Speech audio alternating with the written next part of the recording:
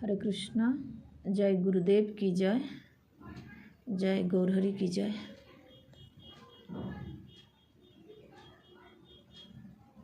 সর্বস্তরের মানুষের আনন্দ কোথায়? মানুষ শ্রেষ্ঠ জীব। আমরা কি মৃত্যুকে ভয় পাচ্ছি, না সুস্থভাবে জীবনযাপনের উপায় খুঁজছি? এক স্তরের মানুষ পাণ্ডিত্য নিয়ে চলছি, আর এক স্তরের মানুষ অর্থের পেছনে ঘুরছে। পৃথিবীর বুকে আলো এবং অন্ধকার দুই থাকবে। এই নয় যে একেবারে আলো হয়ে যাক, না হয় একেবারে অন্ধকার হয়ে যাক, তা কখনো সম্ভব নয়।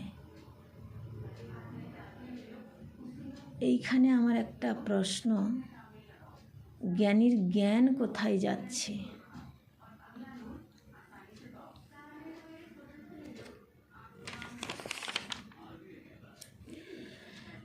আমরা মানব জাতি পিছিয়ে পড়ছি, কারণ স্বাস্থ্যই সম্পদ। স্বাস্থ্য কিসে ভালো থাকবে?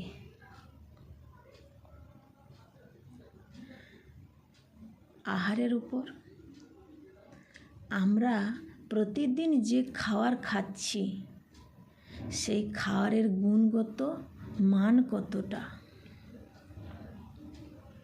প্রত্যেকেরই, সমাজের নিচু স্তর থেকে একদম উপরের স্তরের মানুষ, সবার। যারা নিচের স্তরের মানুষ রয়েছে, তারা কি করছে? অর্থের পিপাসিত হয়ে কৃষিকার্যে রাসায়নিক কীটনাশক ব্যবহার করছে, ফলে খাবারের গুণগত মান কমছে। তার ফলে সুর অসুর দুই, স্বাস্থ্যই সম্পদ হারাচ্ছে।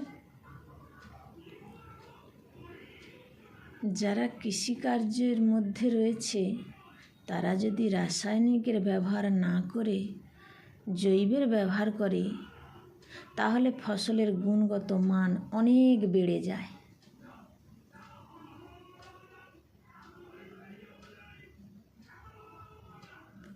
এখানে আমার একটা ছোট্ট